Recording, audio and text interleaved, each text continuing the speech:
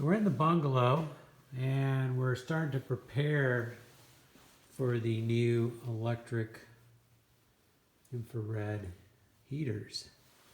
And I would like to run them along this beam here, 2 of them. I thought 3, but there's really not enough space.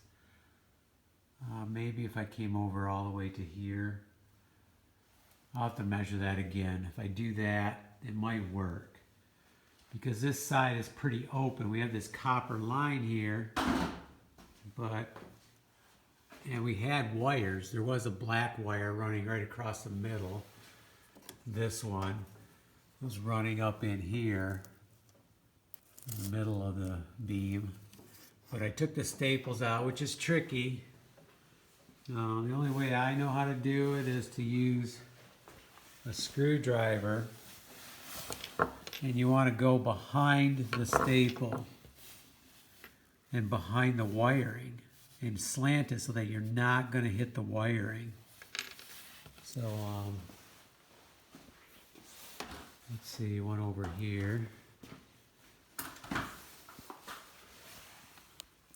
So in this case, I have to go behind it, but make sure I'm slanted up. So I'm not gonna, I don't want to touch, I don't want to put any gouges in this shielding.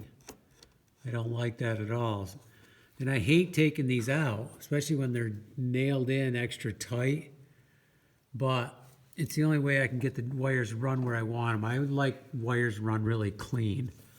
So if I'm running 2 or 3, I'm gonna put them on top of each other. And then I don't like this sort of thing either. This one was kinked pretty hard. Right there, it was pulled up there with the staple. And then down here, it was kinked. And then over here, another example of what I don't like. See how sharp of a kink that is on that wire? And I've already loosened it up so I can pull it out now. But I just don't like that. I mean, leave enough for extra bends. Leave some extra space. And you know, you're not trying to save an inch or anything like that. So that's my 2 cents on wiring. I am not a professional wirer, but when I do it for myself, I want it really clean and organized. And label everything if you need to. In this case, we have different colors, we have different types. Except for we do have 2 similar ones here, but they go up in different places.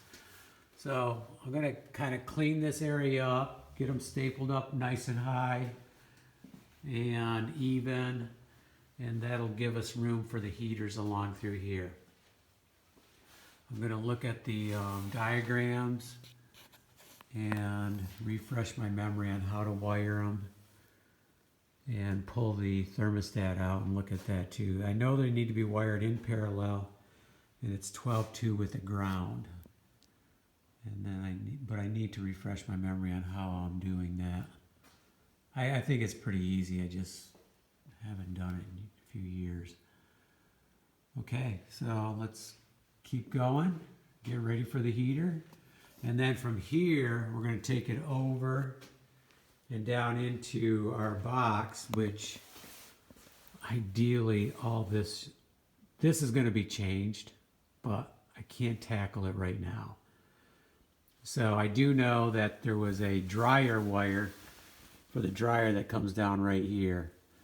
So I plan on removing that wire. That should be a 20 amp breaker, I'm assuming, but I'll have to look. I'm hoping that's a 20 amp breaker and I can use that one for the heaters. And then when I get the whole new system in, then I'll have lots of spots.